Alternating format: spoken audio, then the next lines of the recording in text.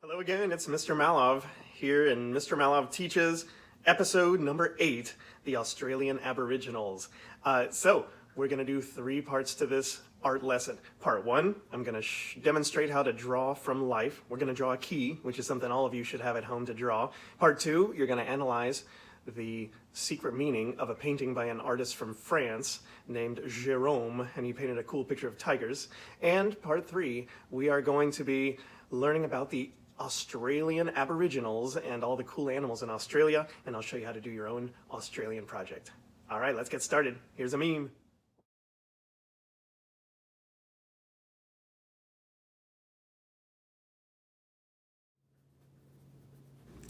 When you're doing a drawing from life, remember, constantly look back and forth from the object you're looking at to what you have on your paper. Make practice motions with your hand before you actually put a mark down, and then start out soft. If you mess up at first, you could always fix it or eraser if you have a soft mark, but if you pressed really hard, it's hard to fix it properly. I've made this much larger than it looks in real life. I found that you're able to get a lot more detail in if you have a larger working surface than if you have a tiny little drawing. Time yourself. Give yourself 5 minutes and try to get as much information down as you can. Remember, you're taking the information that your eyes are sending to your brain, and you're having that transfer over to the muscles around your hand. And that hand-eye coordination that you're creating is going to make you a better artist, guaranteed, the more you practice. It's very similar to when you practice a sport like basketball, or even when you play video games. At first, you might need to monitor your hands a lot more, but then once your muscle memory kicks in, you'll be able to achieve great things without even thinking about it. In this drawing, I've already sketched out the shapes. Now I'm adding in the values. The darkest parts are going to be dark. The lightest parts are going to be light. And the medium shiny parts are going to be medium. Keep adding stuff until your 5-minute timer goes off.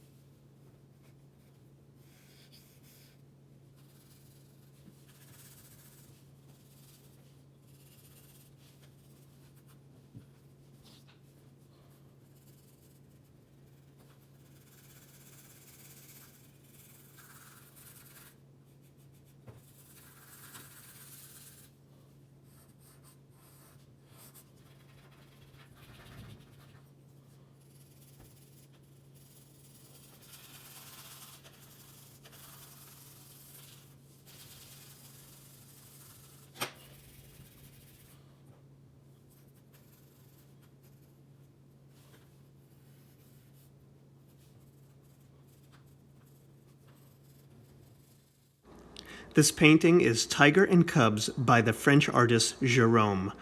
Why did he paint a tiger, a fierce creature sitting meekly in a dark cave? What does the darkness of the cave represent about life? See if you could figure it out.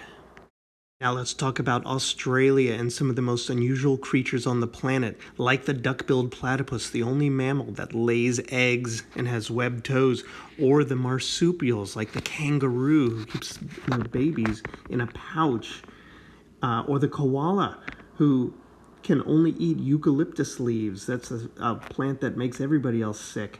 Or the collection of lizards or spiders that they have there, including my favorite, the frilled lizard. Why are there so many unusual creatures in Australia? Because millions of years ago, when all the continents were together in one big Pangea mega continent, Australia was the first one to break off, so the animals were able to evolve in a different way. Let's talk about the people who lived in Australia, the Aboriginals. They loved paint, they lived off the land, and they had a unique style. They would always include x-rays, like the stomach, heart, or bones inside the animals, as well as a large collection of patterns and repeating designs. Here you can see the kangaroo, you can see the heart, you can see all the hundreds of dot patterns surrounding it. Look at all the dots around this lizard. Let's make our own.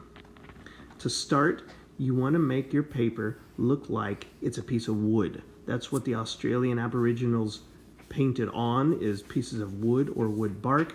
Make those lines starting with a bent rectangle in the middle. Press really hard with your crayon at first and then soft to color it in. You want to try to cover up as much of the empty white spots as you can. You could use any colors you want. Wood can come in a variety of colors. Make the lines, color it in softly, fill up the whole page.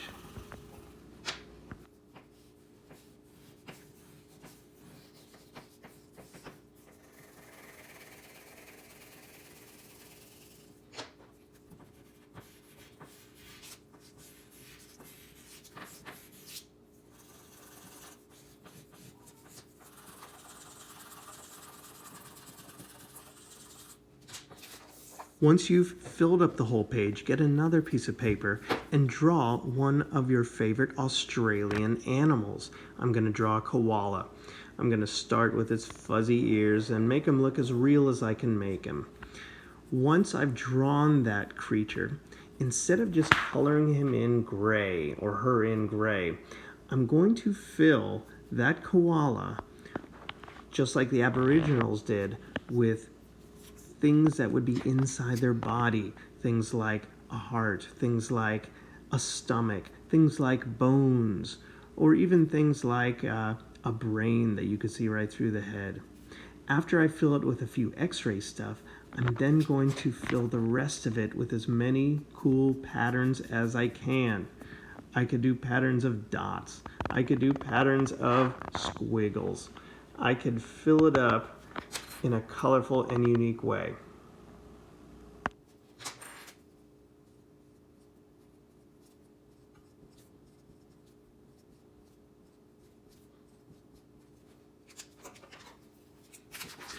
Once you're done, go ahead and cut that animal out as carefully as you can, and then you'll glue it into the middle of your page of your wood background, and then I want you to try to surround that animal with as many cool dot patterns as you can. This is going to be hard. You're going to have to go slow and steady and try to make them as neat and even as you can. Go all the way around your animal with one color, or use multiple colors. I'm using a marker. If you have some paints at home, another technique I like to do is to dip the back of the brush in and make neat dots using the paints.